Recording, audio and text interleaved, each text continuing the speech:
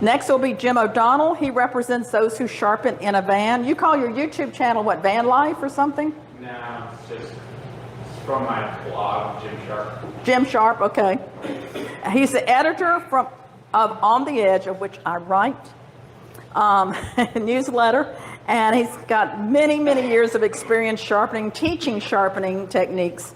He started with Wolf Industries, now he's on his own. He continues to share his extensive knowledge and expertise with the sharpening community, and he's from Spartanburg, South Carolina.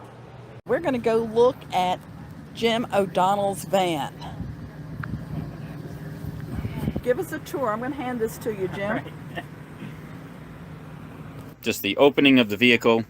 One of the things you'll notice here, especially in the summertime, is I always keep my windshield and the windows of my vehicle doors covered. And that's just Reflectix that I made that with. The way that I did that was I took heavy gauge aluminum foil and taped it together to be larger than any of the windows. I then scrunched them into the windows and made patterns so that I could cut those window inserts out of Reflectix, and it's astonishing the difference. So I was in the southern states in South Carolina, in the lower part of the low country of the state, and it was a heat index of 109 degrees, and I was able to keep the van at 78 degrees even in the hottest part of the afternoon. So that was actually quite a bit of help. That's perfect. There's a handle there, so next time you get out or up, there's a handle. Because one of the most dangerous things you do is get in and out of a van, especially if you're holding sharp tools. So you want to be careful with that. Yeah. But in the van, the battery is actually under the seat that powers the vehicle. Huh. So if I look underneath, behind the seat, you can see a positive lead that's running off the back of the seat that comes to my actual battery station along with inverters in this power stack. And if I look across the back, there's actually a black wire that's running across this, grounded to the frame. So this battery that's right here is actually attached to the battery that's under the seat, and right now they're wired together because this is called an isolator. If I turn this to the right, it disconnects the two batteries. So if I am ever in good weather and I want to work with the door open, I can do that, disconnect the batteries, power my equipment that's back here, and I actually am not draining down my battery that's under my seat that's going to start my van. When I need to charge both batteries up again, I can just turn this back on, and the van is actually giving power. So this is basically a giant rolling generator, the way that this actually works. So here you can see I've got my power outlay. I've got a battery up underneath that's already wired to the battery that's under the seat. And I tried to have as short a lead as I possibly could to not lose power.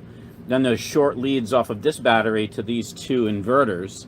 And both of these inverters are 3,000 watt. This inverter powers my machines. This one powers everything else that's inside the van. And the reason that I have two is because when I'm out traveling, if one fails, I can unplug from one, plug into the other. I'm still in business until I can get another inverter. So in here, you can see I have a U-shaped pattern on the inside of the van in order to have workflow. All of the scissors are done on the right hand side, me facing to the back of the van, of my van. In the back, I have a backup clipper blade sharpener along with my usual daily use clipper blade sharpener, and all clipper blades are done along the left side of the van. You can see that I have MoFat lamps with magnifiers, which helps a lot with being able to do the work.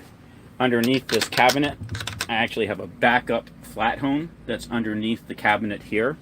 I have a twice as sharp back here for doing any kind of touch up on different things or doing industrial shears, and then there's another additional backup twice as sharp under one of the cabinets as well if any work needs to be done that way. So really, this is how I operate in the van. It's a very simple setup. I also, when I'm out and about, if I want to actually stay in the van, I built a Murphy's bed into the side of the wall over there, so that bed can flip down so I can sleep in the van if I ever needed to do that when I'm out and about. Usually if I'm staying out in an area, I try to stay out no more than one night, depending upon how far I go, to 2 nights. Most of the time I'll stay in an Airbnb, or I'll actually stay in a hotel as well.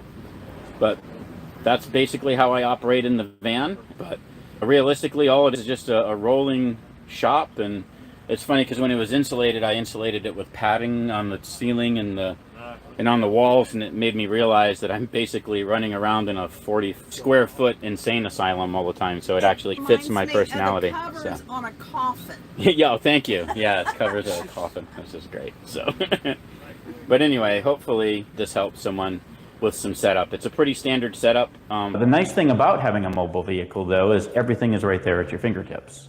So all the work that you want to do, the machines are at a certain height. All of the parts that you may need are in some portion of your van somewhere along the way, however you have it set up.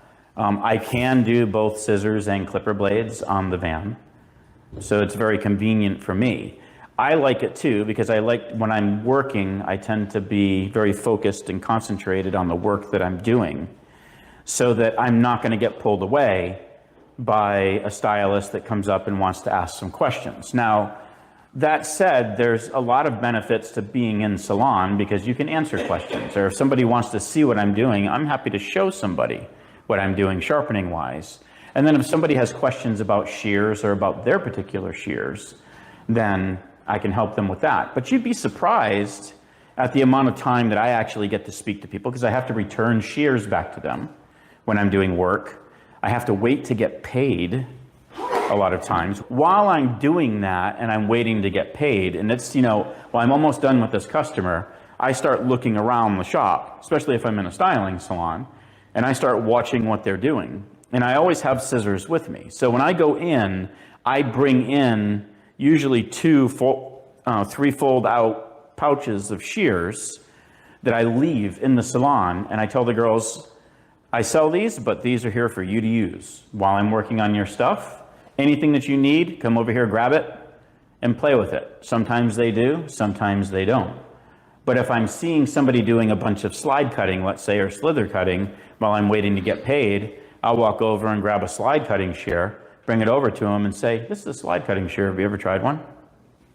Try it. Yes. This is a two-part question. Since you have a van and you can do beauty and you're capable of doing pet, Yes. when you plan your week, do you plan days of just hitting the pet salons, do a mixture, or do pet salons, like you say, take more time? How do you determine where you go?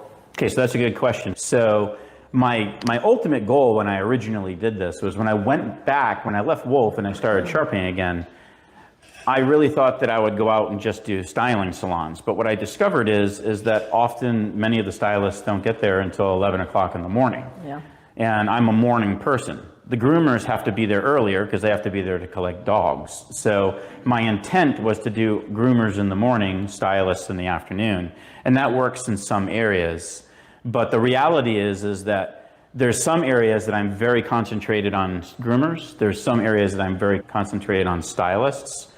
So, but ultimately, that's what I'm trying to do. And then probably even more so, on the 8-week rotation that I do, I schedule groomers every 8 weeks. I schedule stylists every 16 and stagger my stylists in with my groomers.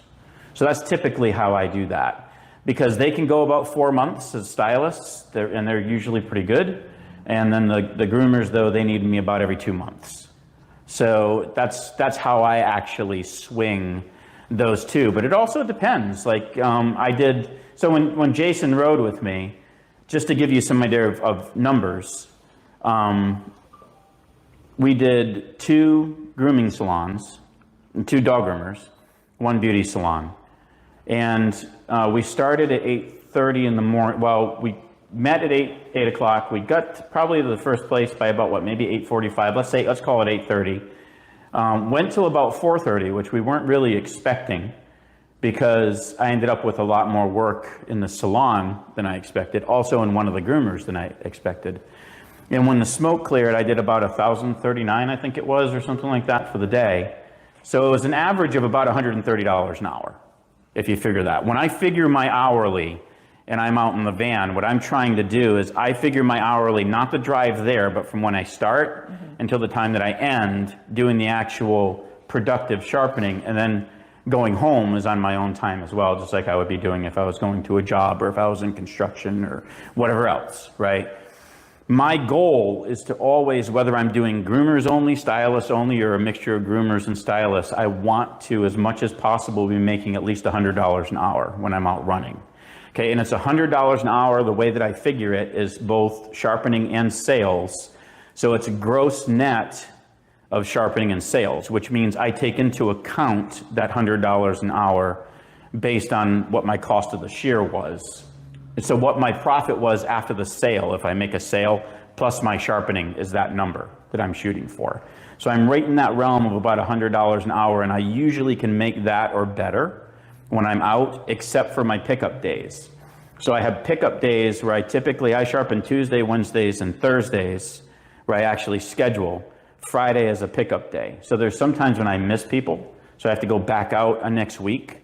Well, that might mean to hit these people, I have to drive 25 miles this way and drive 40 miles this way, or do this to do those pickups. I can't make $100 an hour that day because I have too much drive time between. So what I try to set up too when I'm out sharpening, whether I'm doing it in salon or whether I'm doing it at a mobile rig, is I'm trying to make sure that I'm cluster selling as much as possible, which means anywhere that I'm going, I want to try and get to an area where I'm only just maybe 5-10 minutes from each place that I'm going to go to, which when I have a heavy inundated grooming area is not as easy to do.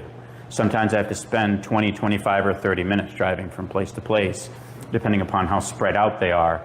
And I don't have every groomer in an area. You got to remember that I cross swords with a number of other good sharpeners. Jimmy's in my area, so we both service, sometimes we service same places, and a lot of times we work same towns, we just do different places that we do work in. So, right, and we do the same type of things. So it's just, there's plenty of work out there for everybody in that regard. So yes. I found that, and I'm curious if everybody else has the same experience, that Thursdays and Fridays are best for hair.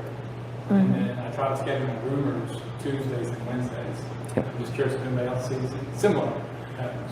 Yeah, and I would agree with that. So the comment is that on Thursdays and Fridays, those are usually the best days for stylists. Now, when I originally started, I started where I was doing Wednesday, Thursday, Friday. So those were my 3 scheduled days, and I would do a pickup day on a Tuesday.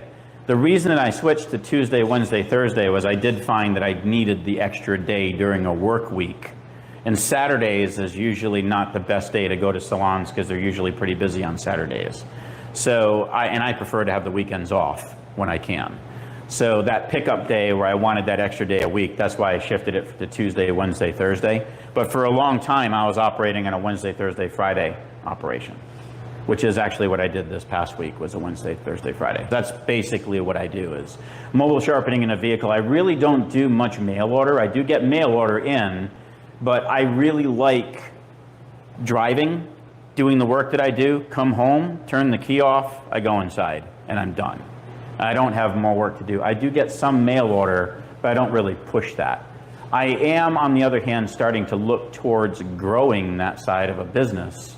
But the only reason I'm looking at that is that I'm in my mid-50s now, and if I'm going to continue to do this when I'm in my mid-60s, what is this going to look like getting in and out of a van? And then on top of that too, with the way that the economy is going, with the way the gas is going and different things too, I'm just trying to look ahead on what would be best for my business. Some sharpeners are just very brash. They walk in, they get the attention of a stylist, and they just bypass the person that's in the front and just walk right up to the stylist and talk to them. It works. People have done that, and it depends on the stylist whether they're happy about it or whether they're not, okay? Some will try to befriend and work with the person who is up front and convince them to take them back. Sometimes that works, sometimes that doesn't. I used to say, you know, if you've gone to a place 2 or 3 times, you can't get past the person who's up front. Go in with a tennis shoe, a women's tennis shoe full of candy, slip it up on the counter and say, I've been trying for 6 months to get my foot in the door. This is probably the only way I'm going to do it, right? Try and use humor to try and let somebody come in and do that. The other is you can go, and I think Jason was saying this one time, go around back. A lot of times they're out there on a smoke break. Talk to the stylist back there. That was Jim Turner's idea. Yep, but that's one thing that you can do. Just keep in mind that for me to do that, I'm in a giant white creeper van, So I'm not really sure if that's really the right thing to do or not. But those are some of the ways that you can do that. And I want to mention that what we advocate doing is carrying in that case of shears. Yep. And don't put your business cards in your pocket. The Oh, you put 'em in gatekeeper the wants to case. get rid of you. You say, okay, you mind if I leave my business card? No, don't mind. Then zip, zip, zip, all those shears flop out there. And then where's my business card? So I have this one guy named Glenn Swindle Sharpening Service. I'm not even joking, all right? And I know. He used to mainly do industrial shears, and he was from Alabama. So he said, well, Jim, I go into every place that I go to, and I tell them, you give me the worst pair of shears you've got, and I'll make them cut better. What do you think about that? I said, Glenn, that's the stupidest thing I've ever heard anybody say in all of my life.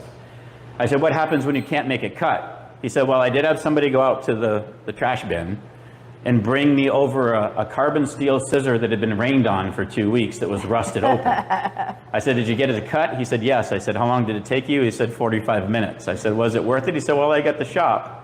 I said, wouldn't it have been better to go in and say, give me the best pair of shears you'll have and I'll make it cut better? Because again, you don't want to be arrogant, but you actually can do that.